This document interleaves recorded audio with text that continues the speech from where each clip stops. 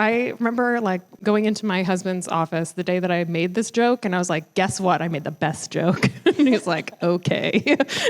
The legend surrounding Baba Yaga is that she lives in a house on chicken legs. And in this book, she lives on top of a Harold's Chicken, which is a local chain in Chicago. And I was like,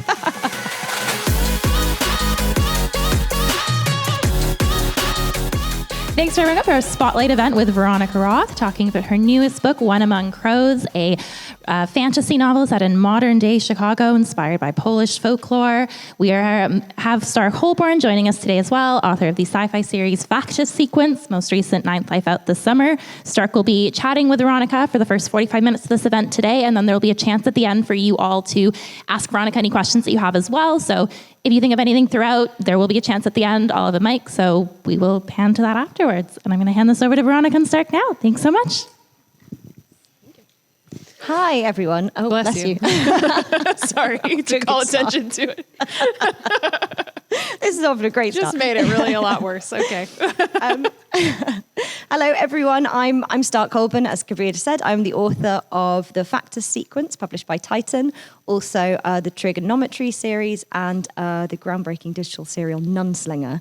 I'm also a games writer, but I'm absolutely delighted to be here interviewing Veronica.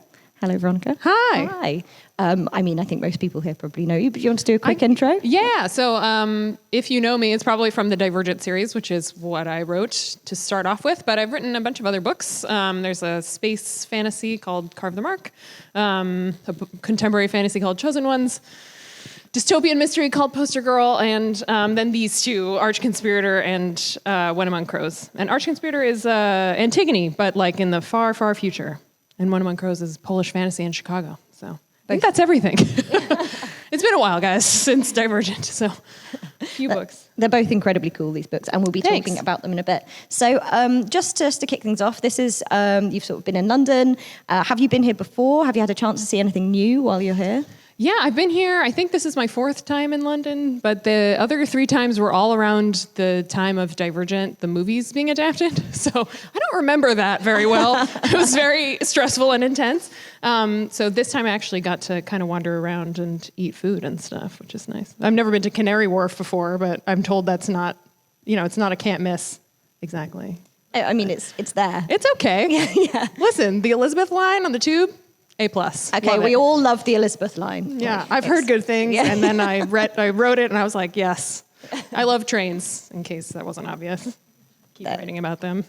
And the DLR. Anyway, this will not be about trains, this entire band. Or will it? Could be. If we run out of stuff to say. I don't think we will. No, it'll be fine. My favourite train journey. No. So obviously you've talked a bit about, you're known for your Divergent series. The ones we want to talk about today, though, I think primarily are these two, which is When Among Crows and Arch-Conspirator. They're both novellas. And I think at the moment the novella is having a bit of a renaissance. We're seeing some amazing novellas coming out, obviously, by yourself, by authors like Primi Mohammed, Niveau, Martha Wells, obviously.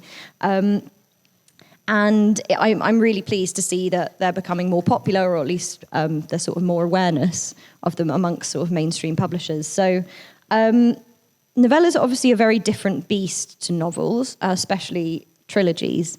So I kind of wanted to start off talking about how you had the kernel of the ideas for these books, and whether you always knew they were going to be novellas, whether they started as short stories and sprawled, or whether they started as novels and kind of became more condensed. Yeah, so I didn't actually think of ever writing a novella, but then Arch-Conspirator, I had the idea for Arch-Conspirator, so I don't know how many of you had to read Antigone or read it by your own free will. Show of hands, Antigone. Yeah. Woohoo. Okay, Classics great. nerds unite. I love it. So it's my favorite of the Greek tragedies that I've read, and I find it to be, there's a lot of talk about like kind of feminist retellings of old stories, but I don't think Antigone requires a feminist retelling, which is an interesting thing. Like if you reread that play now, it is shocking how modern she feels as a character, how intelligent she is, how she uses the power at her disposal to fight for herself and for something bigger. So I think she's kind of an incredible character. But a play is, because it's small, felt like it had to be a novella. That's kind of the size that it is. So I really used the play as an outline even though the story is set in the far future and it has a lot of futuristic technology, especially around reproductive like technology. I don't know how to describe this. Anyway, so it has all that futuristic stuff, but the beats are definitely the beats of the play. So I think that was the first novella, like the reason it has to be a novella. But then I just kind of liked it. Because I don't know about you, but if I can write a book in like 2 months, I feel pretty good about that. Yep. So, but there has to be like a reason that it's short. Yeah, because it requires a different use of language and plotting and structure. You have to be much more concise.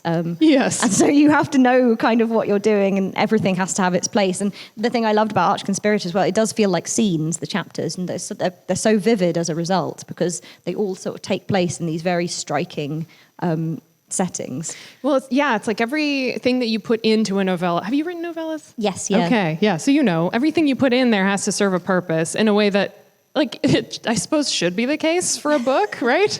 But it's just much more focused and intentional with a novella. And the good thing about them as a reader is you can just sit down with it on a flight, like a 2-hour flight, and read the whole thing. Yeah, which is great. And it's lovely when people do that for your novels, when they say, oh, I read this whole thing in 3 hours. And you're like, oh, thanks, it took me a year. It took me so long to write that. I mean, I take it as a compliment. It means people are Yes, enjoying no, it's it. great. It's but great. it's also like, But it hurts a little bit. It hurts a little bit. Yeah. But this is, I think, with novellas, and then the idea of everything kind of being concise. Yeah, of course, novels, it has to have its place, but I think ideas-wise as well, you have so much less space to get this across. And with characters as well, it can be interesting to try and choose, especially when you have multiple POVs, which you do. You somehow manage to have this big cast of really fascinating characters, but in a novella form, which is, I think, is not something I've seen in very many novellas. They tend to be focused on sort of first-person protagonists. So was that a challenge, kind of thinking, I'm obviously using the player's structure, but thinking, okay, how much time do I get to spend with each of these people? I think it helped, like, to have the play as a framework because each character in the play has a distinct motivation, so they're very focused themselves. So, like, I know their goal, their one goal, and that's a thing in a novella is they get to have one goal. In a book, a person can have a lot of different things that they want, and there's room for lots of kind of subplots and just like to kind of flesh out a whole person in a way that there's not a lot of space for in a novella. But then in When Among Crows, the reason it's a novella is that I have 3 main characters, and I wanted to see how much of a relationship I could develop between them in like a 36-hour time frame. So that was the unique challenge of it, is it's very tight timeline-wise, and I wanted this kind of feeling of trust to develop with these people, but how much can I get you to believe that they trust and love each other in this time is kind of and then there's, of course, challenges to that trust. So that was the challenge of that one. But I kind of like it. I like the pressure of it. I think it's good creatively. Yeah, I mean, I love a novella as well. My debut novel, Nunslinger, is actually 12 novellas all stuck together. What, really? Yeah, and I was writing them as they were being published. So every 3 months, another 3 novellas. So I don't remember any of that year. So how did you keep track of the whole arc of it? Did you plan that? Sorry, I'm just going to interview you about this now. In my mind, which is why I don't remember. No, it was an absolute exercise in pantsing. I just pants my way through the whole thing. I'm impressed. Yeah, I think it worked. You want to do it again? No. No, it was 180,000 words in the end. Oh my God. Which it was it's a chunky book now when it's all together. That's extremely cool. But it was fun because I got to do cliffhangers because I knew people would wait 3 months for the next novella. So I, put a horrible cliffhanger in. It feels like a format that should come back, like the serial I'd be novel. happy to see it come back. Yeah, that would be good. And you'd be like, I was there first. I was there first. Yeah, I did it back in the day. Did it make you want or tempted? I don't know if you've done any screenwriting or writing plays. Were you tempted to sort of get into the play form? No, not really. No. I don't know. I feel like screenwriting's a whole different thing. It's like taking all the parts that I don't like out, or the parts that I do like out, and then leaving me with some of the stuff I don't like. So I don't know if I'll ever do it. But yeah, writing shorter is always an important challenge for me. I write short fiction every now and then. And it is always extremely, extremely difficult, I think, but in a good way for a writer, because you have to really think about like, what do I mean to say, and what's important to me. So, yeah, and it's something with which I was wondering about when I was reading Arch Conspirator, about sort of what's important, and whether this was obviously, lots of us read Antigone back in the day. I mean, are you sort of a classics nerd in general, or was this one that just really stuck with you? Yeah, we had to read a few in school. There was Oedipus and Oedipus at Colonus, and then Antigone. So I kind of, and people talk about Oedipus like it's the best, but Antigone is the shit. So everyone should read it. Yeah, it really is, and it does. You're right. It feels so modern still. Yeah. I love studying it as well. But how much?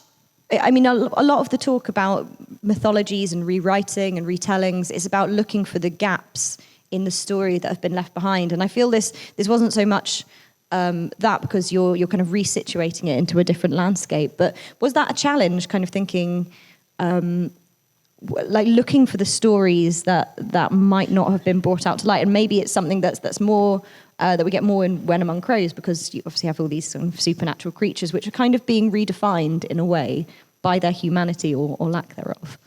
Yeah, I think. Sorry, I'm just gathering my thoughts about both of these at the same time. With When Among Crows, it was definitely like a little bit strange, because so my mother is Polish and then moved to America when she was a kid.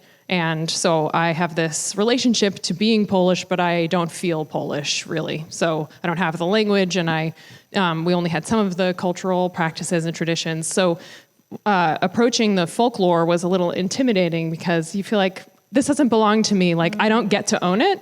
But like you do, because folklore is always being kind of modernized and changed. Like now we call things urban legends, but that's just modern folklore. That's just how it works. And folklore always speaks about the people who are telling it in the moment that they're telling it. So it changes over time. So kind of making use of it is not as disrespectful as it feels, because it should be updated and it should continue to live and breathe and tell you about the culture that it comes from. So I try to think of it that way, approaching with deep respect for Polish culture, but also knowing that it comes from this perspective I have of being in like Polish diaspora kind of. And especially in Chicago's one of the largest Polish populations outside of Poland. And so it has, like, it's really kind of baked into the city, especially in its like the certain areas, where Polish populations used to be like condensed. So I don't know, taking charge of it in that way was difficult, but I think a good exercise for connecting to that part of my history and to the history of the city, especially. So, yeah. Yeah, no, absolutely. And some of my favorite examples of fiction, and so I love stories that could only have been written by one person at a particular time. And I think these are examples of that. It's your own particular experience and take, and all of the idiosyncrasies that come with it. That's what makes these books, well, it's why they exist, and it's what makes them great books as well. So. I really wanted to ask about Chicago, actually, because I love that blend of urban fantasy, and it really feels like this works kind of embedding this like kind of supernatural and the magical into the quite gritty landscape in places. There's the bars and the little cinemas and stuff. Are there any kind of Easter eggs that people who know Chicago might be like? Well, there's the funniest one. I remember going into my husband's office the day that I made this joke, and I was like, guess what? I made the best joke. And he's like, okay. But the legend surrounding Baba Yaga is that she lives in a house on chicken legs. And in this book, she lives on top of a Harold's Chicken, which is a local chain in Chicago. And I was like, I'm so clever. So I guess that's an Easter egg. But otherwise, I don't know. There's some real places in the book, like there's the Uptown Theater, which has been abandoned, or I don't know if it's abandoned, but it's definitely like in disrepair. It has been that way since I've lived in Chicago, which is like for 10 years. And it's a beautiful building. It's like the last of the big movie palaces. And it suffered some kind of like explosive water damage at some point, and no one has the money to repair it, but also no one is buying it to tear it down because it's like this beautiful historical building. So I set a scene there and had to, look up a lot of weird pictures because you're not allowed to go in there. Oh, it'd be so tempting to break in, wouldn't it? Yes, it would, but I don't want to get arrested. But there's also... Don't listen to me. I know, you're a bad influence already. But yeah. But then there's some fake places. Like there's a bar in the book. It's supposed to be funny. These creatures from Polish folklore are like living in a kind of creature underworld in Chicago. And the ones who eat fear, that's the Zmora. They're like a nightmare creature. That's what it's like, Zmare or whatever. It's nightmare is what it means. But they're a creature in the folklore that like creeps into your room at night and sits on your chest and like gives you bad dreams and sucks out your life force so you wake up exhausted. That's the kind of creature of myth. But in this book, they just eat fear. That's like, they're like vampires that eat fear instead of blood. But anyway, so they have this like bar and it's full of Halloween kitsch. So it's like drinking out of plastic goblets and like red smoking drinks and all this. I love that detail. So, I try to have a sense of humor in urban fantasy. I think it's a good thing. There's the scene in the taxi where one of the Zmoras, she's just smiling creepily and then the driver's being like, something weird about this lady. Yeah. Mm-hmm. She's getting increasingly slightly weirded out. Yeah, like but I delicious. love urban fantasy. I grew up reading it, so it was good to go back to it. What are some of your favorite urban fantasies that you read? I was obsessed with the books by Rob Thurman when I was young, and I feel like nobody knows those. Every time I mention them, everyone's like, This is good. Which is fine, yeah. Add to the TBR. It's not like I've got a problem with the TBR pile. The first one was called Nightlife. I don't know. They were great. But now I'm, of course, drawing a blank on anything else I've ever read. Rob Thurman, check her out. We can come back to that later. But yeah, so obviously, the setting of Chicago is really important in this one. The kernel of the idea, is that kind of where it came from? Like situating the idea of kind of the Polish folklore within the city. Was that the kind of goal of the book, or did you have a kind of character first? Because there's some pretty strong character stuff going on here, especially with, the swords, and I don't want to give too much away. Oh, yeah, okay. It's hard with this book because the actual inspiration story from it is a spoiler. So I had the idea for this character. I'm trying to think of a way to explain. There's a character on a mission to do something, but it's not what you think.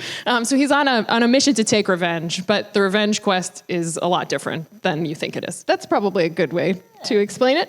But someone does pull a sword out of their spine, and I feel that is metal as hell, and I'm into it.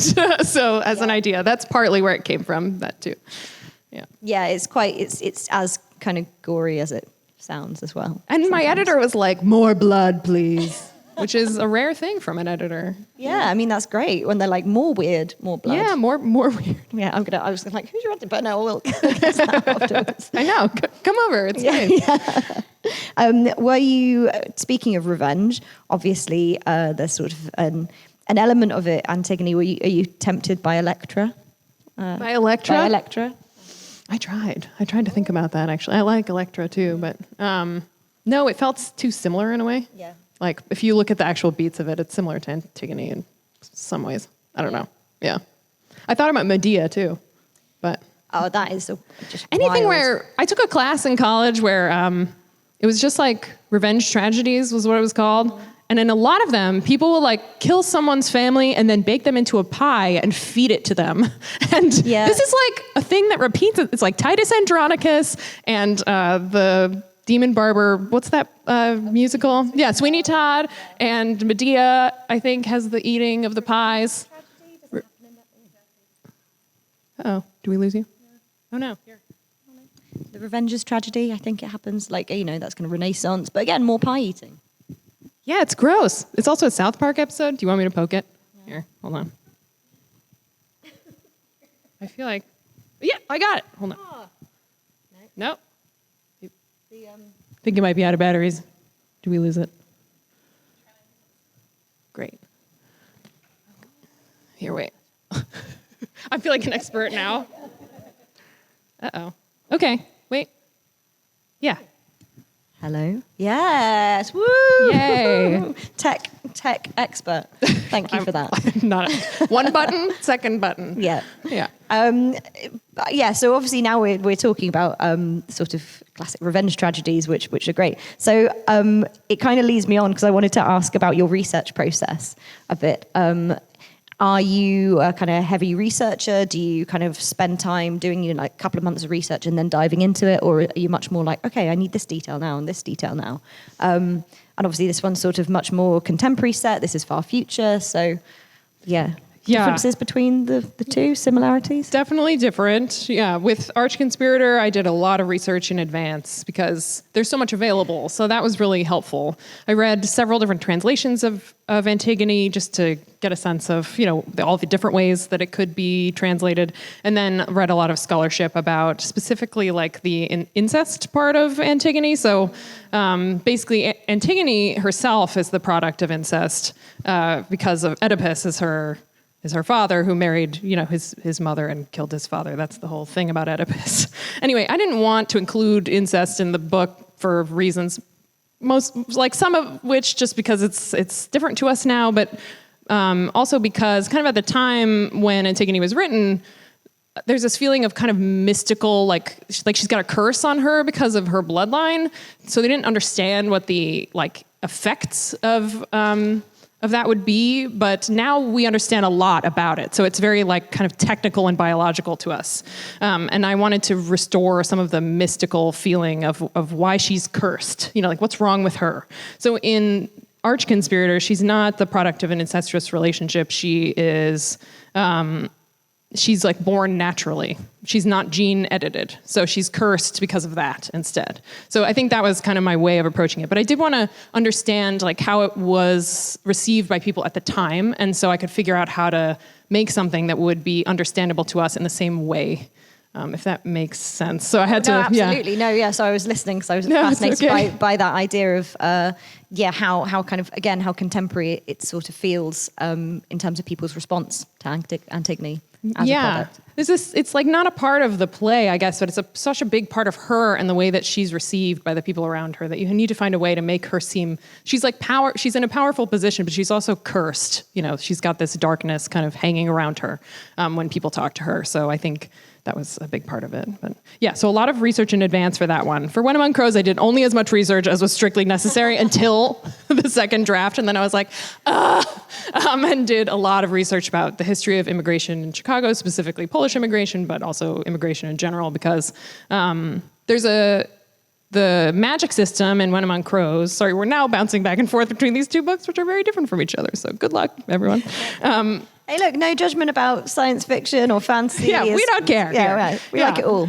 But the magic system is based on a system of debt and repayment. So where people have really put a lot of blood, sweat, and tears into something, there's great potential for magic in that part of the world. And in Chicago, where people have poured a lot of blood, sweat, and tears, comes from the immigrant populations that built the city. So especially the steel workers and the sort of steel mill by the lake, which is another scene that's in there. So I wanted to know as much as possible about that. And all the little places in Chicago that would have great potential for magic. So that was where a lot of the research came in. And the folklore, which is all in Polish, which again, I do not speak. So I was using Google Translate a lot. Yeah, and then when you find the perfect source, and you're like, I just can't read it. Yeah, I just can't. Yeah. So I do my best. A lot of it is, a lot of the scholarship that's in English is Russian. So that's a little weird for Polish people because it's not the same, but it does have a lot of overlap. So I don't know. It's tricky. I love the idea of debt in magic systems because it's such a sort of a classic thing in a way of making bargains that you don't quite understand, and then there's sort of an owing. When does it turn on you? Yeah, exactly. Does it get tricky? Yeah, careful what you wish for. Which I just thought that was a really interesting approach to a sort of magic system. And I think both of these books tackle with a theme of kind of redefining systems of power and control. And kind of was that something you kind of had central in your mind, or was it just obviously something that you're kind of drawn to as an interesting theme to explore? the work. Yeah, I think I must be obsessed with it. I don't know. Because I think dystopian fiction is always about systems of power. So I did a little like world building class on Twitch a couple of years ago, poorly attended, but we had a good time. And it was a lot about developing systems and deciding how strong the system in your work is going to be. So when I talk about systems, I mean like religions, governments, schools, and I love like a really strong system. So a kind of oppressive regime is the perfect example of that. I think a good example of like the opposite is like, have you guys played Breath of the Wild, the newest Zelda? That's like a weak system, right? Like there's a government, kind of. It's like post-apocalyptic fantasy. So it is, yeah, and it's weird like that because it's kind of cozy, but at the same time you're like, oh, it's bad stuff. Yeah, it's just like wreckage everywhere you look. I love that game. It's so good. Anyway. Now I'm thinking about that and forgetting about what but yeah, so I think exploring like systems of power is always going to be a point of fascination for me. So I don't know if I'm doing it well, but I'm doing it. So I think definitely doing it well. And it's funny when people say, oh, these are the themes in your work. And you're like, are they?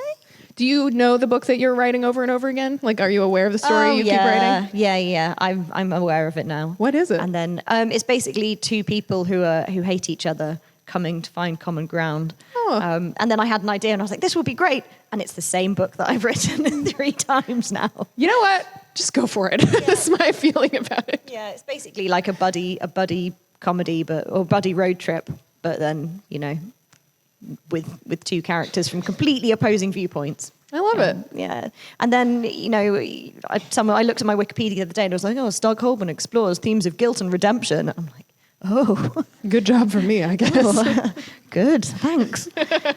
Which is always strange, the kind of when people read themes into your work that either aren't there or aren't necessarily kind of what you were going for at the time. Mm-hmm. I mean, that happened with Arch Conspirator. People were like, this is a book about reproductive justice. And I was like, really? Great. I mean, it's not about... No, it certainly isn't like a complete accident. I just didn't really think about it at the time. But I'm glad it's there. It's great. And something that is always a challenge, especially writing a series, is writing follow-ups. And I mean, there's always the classic thing about the difficult second book, or a kind of tricky to keep a story going. But I just wonder if you could tell us a little bit about what you're working on next, because I know there might be a follow-up in the works. So I'm writing a sequel to One Among Crows now, which is exciting. Yeah. So I haven't written a sequel in a long time. I think the last time was the sequel to Carve the Mark, and then Divergent before it. So haven't written that many, but it's been going well, I think. Yeah. I don't know what else I can say about it. Takes place at a funeral. That's all. Okay. Yeah. Exploring similar themes, different... Oh, I know anything's going to be spoilers, okay. Yeah, anyway. I don't really... And plus, you don't really know the themes till like 3 months after you're finished. As we've just established, that's true. And then someone else will tell you what those themes are. Yeah, I'm just waiting for someone to do that. Yeah. Yeah. What is your writing process in general then, approaching, I mean, on a kind of a very kind of practical level? Some people write at night, some people write in the morning, some people will do, 7 hours sat in one place, or 50 words at a time. So take us through a little bit of your writing process. Yeah, sure. So I definitely used to try to write things without planning. That was Divergent. I wrote it without planning it. And then tried to plan out the series, but didn't know how to plan things. So you can see that, I think, if you look carefully in the last book of the Divergent series, which I'm proud of for many reasons, but this moment is not my favorite, which is that they get, outside of their usual area, and then there's 30 pages of explanation of what's actually going on, like in the village, when she leaves the village and is like, oh God, modernity. That sort of happens in the Divergent series, and it's because there's no outline. Anyway, I just want to acknowledge some growth that I've gone through. Anyway, so after that experience of seeing that happen to myself and not being able to fix it because it was too late, I was like, never again. So after that, I became someone who outlines, which has been great. So I used to feel that outlining things would take the feeling of discovery out of writing, but I've found that it doesn't. So I still discover things as I write. They're a little different. Sometimes the thing I have planned doesn't work. Sometimes I get a new idea that's better in the middle, and I always change my plan, but I do plan. And so the actual process of writing is that I try and write in the morning, like while I have my tea, and then I go like, exercise and eat lunch and stuff. And then I go back and write again in the afternoon. And if I'm really feeling ambitious, I'll write again at night because I'm like really deep into something and obsessed with it. But that's pretty rare and not terribly good for me emotionally or mentally. So I try not to do that too often. But yeah, that's kind of how it works. I don't know. What's your process like? Very similar. Mornings, I wish I could be someone who writes all night and like when no one else is around, but unfortunately I'm just terrible in the evenings. I basically can't, after I eat, I just get so sleepy. So like a cat. Yeah, basically cat-like. So I have to do mornings and then I'll try and delay lunch for as long as possible because then once I stop, I'm done for a few hours in the afternoon. So yeah, mornings are kind of my sacred time. And I try not to look at emails or news or anything until I'm done with that. Would you describe yourself as fast or slow as a writer? Quite fast once I'm going. Yeah, same. I kind of have to.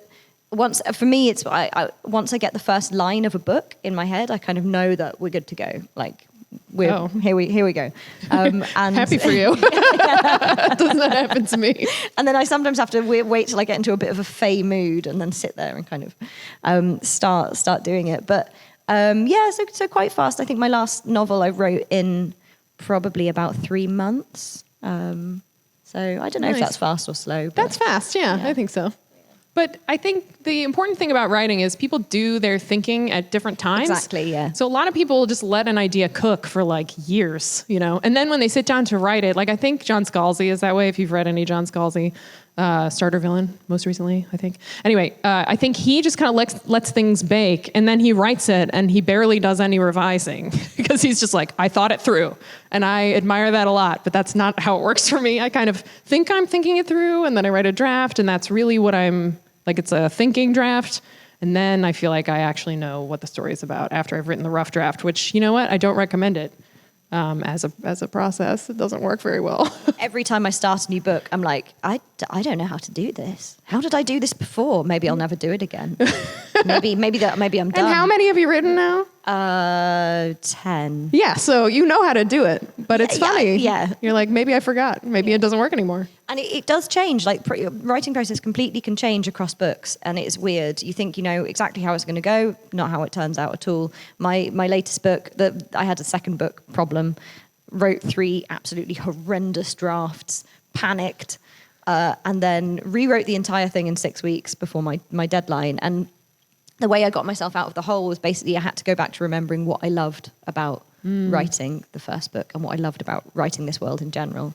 And once I did that and stopped thinking about expectation, then it kind of unlocked it for me. And so that was also my rule for the third book, which I wrote quite quickly and then gave to my editor, and he said, I don't think I need to do anything to this. Oh, wow. Which was horrifying for me. Yeah, you're like, are you sure? Yeah, I thought he was lying. I think her name is Stephanie Perkins, an author, a great author, writes horror and used to write romance, which is a great transition, by the way, in a career. But she used to talk about writing a love list for each project that you're working on. So you just sort of write down all the things that you like, whether it's like a little trope that you're like, oh, I'm so excited, or like the one scene that you're really excited about, or something you associate with it. And then you can kind of consult it in your second book. That's like maybe a good strategy. Yeah. But I don't know. I haven't tried that. I think it absolutely goes back to having an idea of what the original core idea was for the book. And that really helps me to think like, okay, what was it that sparked this idea off in me? Yeah. And returning to that kind of helps keep it on track. Yeah. I think why sometimes. me? Why now? Yeah. Yeah. Exactly. That's good. I sort of hesitate to give writing advice sometimes because it's so different for everyone. But I think a few things like that can be really helpful. Yeah. Is there anything that you kind of find yourself, telling people when they ask, for writing advice or writing tips? Or, I tend to tell people just remember to stretch your back. Oh, yeah, that's good. Drink water. Yeah. As I've gone on, my writing advice has become less practical and more like life advice, I think, like emotional advice. But my advice is, having gone through some ups and downs in the industry, you have to love the act of writing itself. So if you're obsessed with the outcome, you're going to be disappointed because you can't control the outcome. Like some of the best books I've written have sold the worst. And, some things I didn't think were amazing sold pretty well, and it just doesn't it doesn't matter. Like it has no, it's not a meritocracy. It's not like if I just make it amazing, it will sell. That's unfortunately not how it works. So you have to love the process of doing it, because otherwise you'll go bananas. So I think a lot of people like the idea of writing, but the actual sitting down to do it sort of bores or horrifies them. And if that's how you feel, there are other ways to be creative and to tell stories. Maybe writing books is not the one, but every writer has hard moments while writing, for sure. But at the end of the day, I love the minutes that I spend doing it. And I think that's what's carried me through harder moments in my career. So that's kind of the advice that I have. Absolutely, yeah, and that's it's kind of what I told myself for the book I just finished. I thought I have to love this process, otherwise there's no point in me doing it. No, you could do something else. I could be doing something that you, in fact, do something else. So you could just do that all the time. No, yeah, get paid my day rate for games writing. Yeah. But, and I think it's a really good distinction between wanting to be published and wanting to write. I think if you want to be published, you're always going to hit that kind of wall of disappointment because you're not finding the value in the process itself. Yeah. Which is, I think is an incredibly important thing to remember. But it's not sexy advice. No, yeah. Yeah, well. But also, again, everyone writes completely differently. People's processes will always be different. Some people will have a spreadsheet and... Oh, geez, those people. Yep. They have a whole story Bible. What's that like? Brandon Sanderson. I don't know. Is he here? No, he's not. I don't know. Send everyone running out. It's again, and I think it's just important to sort of remember, don't stop yourself from doing something because you think there is an established way of doing it. Yeah. And so I think in a while we're going to move on to questions. Not quite yet. There's a few things I would like to cover first. One of them, this is quite a question I tend to ask people as well. It's if you were in really big trouble, who would you call from both of these books to get you out of it? Which character? Oh, geez. Sometimes I say, I'm not going to define the trouble, but we could define the trouble. Maybe you have to get rid of a body. Oh, okay. Get rid of a body. Yeah. Well, there's, God, I can't say his name. I need to look it up. Which one? It's Parthenopeus. Yeah. Oh, okay, yeah. Parth, we call him. Parth. Let's just call him that. Yeah. He seems like the one you call to get rid of a body in this book. He's like a tense ally of Antigone in this story. And he's very suspicious of her and of everyone. And I just feel like he's got connections. So I think, he's good. But in When Among Crows, it would be Nico, who is a striga or a strigon, which is in this book, they eat anger. So all the creatures eat something. It's usually an emotion. So they eat anger, but they also transform into these very fierce owl people because that's the kind of mythos around the striga. But anyway, but he's the only character I've ever written who's kind of a cocky, fun jerk type, which is not a type that I explore that often, and I love him. And he would definitely help me bury a body and not judge me, which is nice. That is, yeah, excellent. It's an excellent important. person to have. Yeah. I thought you were going to ask in my real life, and I was making eye contact with. Anyway. I mean, I know we've just met, but I would probably help you bury your body. That's so nice of you. Thank you. You asked. I wouldn't be good at it. No, I mean any writers. But you could ask me. I wouldn't judge you. Oh, thanks. Thanks. I can lift heavy things. That's always a plus in this situation. Well, you were here, for this moment, guys. Yeah. Don't tell anyone. Yeah, please keep it between us. It's fine. It's always good to have that one character in your head. You're like, yeah, they would do it. And in my 10 No series, this character called the General. She's in the first book, she looks like a 13-year-old girl. She's actually a genetically sort of engineered super soldier. So she just has nothing but contempt for most people. So she'd help, and then she'd be like, well, you're in my debt now. So I'll be calling in that favor. I like it. Yeah. It's always quite good to have. Are we on for questions now? So I think we've got some time for questions, and we should, in theory, have a microphone. We'll see. Do you want me to do it? Yeah. Just send your invoice to MCM afterwards for the tech support. We know if this one's working. We could also just... Oh, yeah, okay. There we go. Wait. Hold on, it might be on standby. No. You could have mine. Yeah, is it? Yeah. All right, perfect. All Also, right, so- questions, not comments, please. If you start rambling, I will tell you that you're rambling. But you can ask either of us anything. Yes, basically. absolutely. Not anything, just, within reason. normal questions. Yeah, if you've got questions, raise your hands. I'll bring this around. Okay, let's start. Spy first. Hi. So technically 2 questions from me. First one, you mentioned the stress of adapting the Divergent books into the movies. When you start a new book, does that stress ever come back as like a flashback of, oh, what if this happens again? And Oh, then jeez, yeah. a second question for both of you. What's the weirdest thing you've ever found when you're researching? Oh, love that. Okay, I'm going to think about that. But as for the adaptation stress, so I didn't have to adapt the Divergent books into movies, which was good, probably, because I don't screenwrite, as we have discussed. But yeah, it was stressful because I was 23 and suddenly people wanted to talk to me, and it was a lot for me. I had an undiagnosed anxiety disorder, and things were weird for a while, but they're good now. Anyway.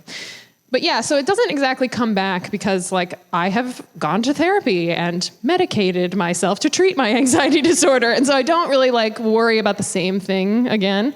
But, it would be great to have something adapted again. I feel like once you've done it, you learn a lot of different things about the industry and how it works and how to handle yourself and what to say yes to and what to say no to. So if it happened again, I'm not that would be awesome. First of all, from a career standpoint, the movies were great for my career. So I don't regret them at all. But I think I don't feel I don't think about it because what I can control is the book and that's what I care about. So, if something happened in the future, that would be great, but I'm focused on the words on the page that I can control. So I don't think about it so much, but weirdest thing while researching. Oh, I mean, there's a lot in the Tenlo books, but I think the thing that I can just talk about at the moment is the novella I'm currently writing, which is kind of based, there's a lot of Gaulish mythology in there, and I mean, the Gauls were weird.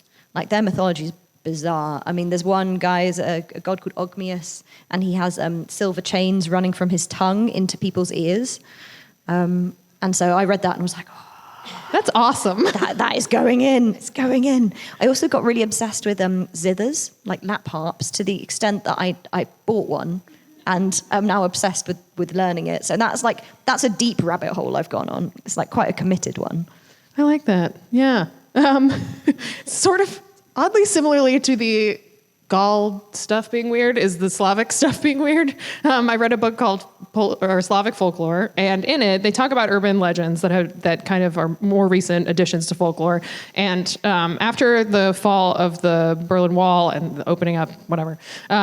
Sorry, not to be whatever about large important parts of history, but you understand. I'm trying not to talk forever. But there were all these rumors about what was coming in from the West, and one of them is that there was this legend going around about these dolls that were being imported from Western countries that were apparently haunted and full of blood. So if it broke, it would spill blood all over the floor. That's pretty weird. That is amazing. Yeah, and it's from relatively recently. People thought this was real. I love it. That similarly to that, I will stop on the we could talk about this forever. But there's a particular polka that I was learning, and it's known as the landmine polka because these particular landmines it was one of the Soviet-Finnish conflicts. They were set to go off when a certain series of chords were played, and no one could understand why these landmines were exploding everywhere. What? And it was because when they played these 3 chords, they would explode. And so once they worked this out, they put a loudspeaker on a truck and drove it around the countryside, playing this one polka over and over. And all these landmines would just be going off everywhere. So again, that was a bit of weird. That's pretty amazing. Stuff. So yeah, I'm learning the landmine polka, obviously.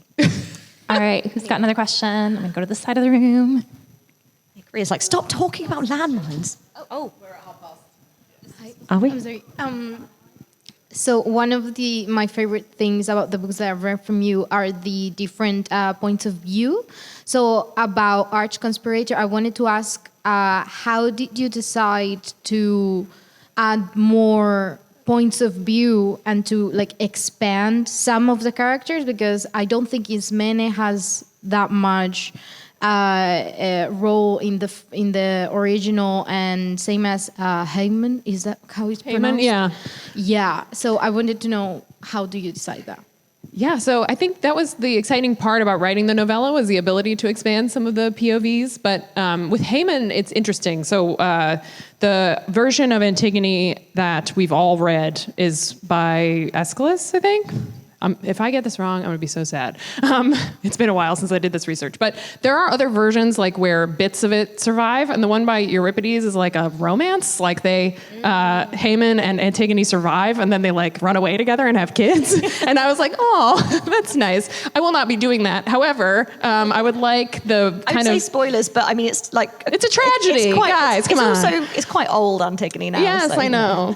Anyway, so I wanted him in it because I wanted a thread of romance because first of all, because I love it, and also because I think it's like so much worse what ends up happening to her if she feels like she has this like potential that's growing and something that she's leaving behind. So I wanted him for that reason, for tragic reasons.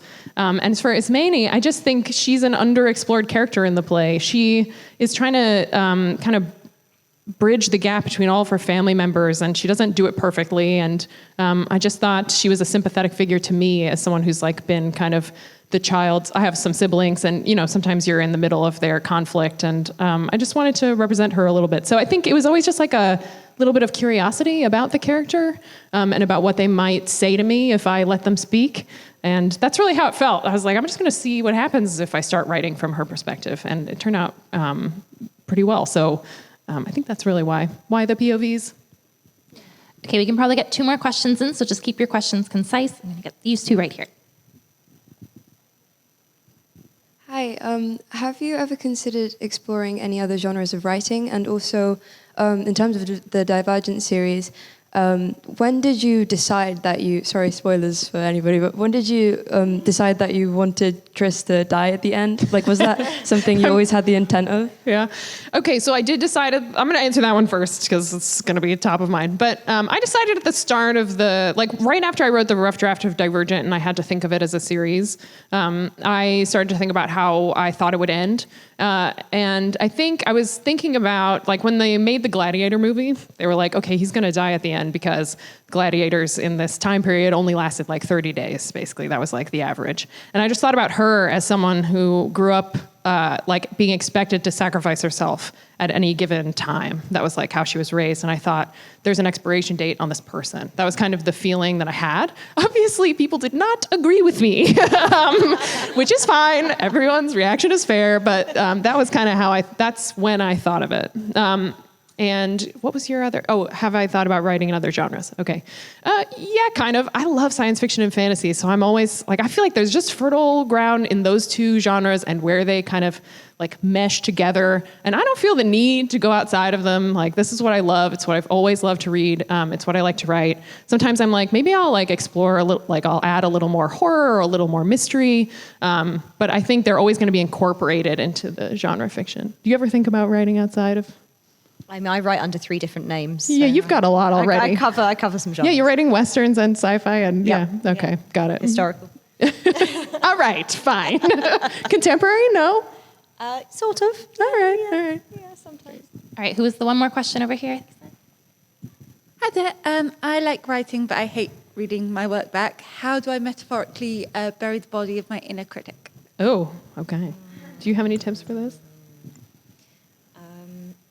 I think give it some time before, sometimes when you've written something straight away, you'll go back the next day and you'll be like, oh, whoa, oh, God. But I think maybe let stuff settle a little bit and then return to it. You kind of just have to power through and find, there'll always be things you don't like. I try to think of my work sometimes in the same way as a painting. You'll remember certain details in it. They'll be the ones that stick in your mind, but the rest of it has to be there. So even if there are scenes which you feel aren't as strong, they're still necessary to tell the story.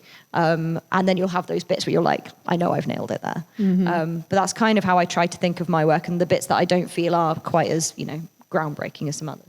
Yeah, I think I try to acknowledge growth.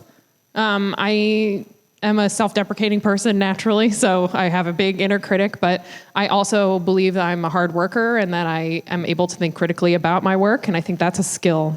So over time, it's gotten easier to feel good about it because I think I didn't used to do that well, and now I do. And I get proud of those moments instead of being like, I'm amazing. Everything I write is like the most amazing thing ever. That was never going to be me. But I think being able to acknowledge that you've put in the work and you've done the very best thing that you're capable of is a different way of thinking about it. It doesn't need to be like toxic positivity. You know, it can be like, I do this well, maybe I don't do this as well. Like, I'm going to try and work on that area, but I'm going to acknowledge that like I've done a good job at this thing. So that's my recommendation. I think that's it. All right, that is it. Thank you so much to everyone for coming out, and a big thanks to Stark and Veronica for taking time with us today.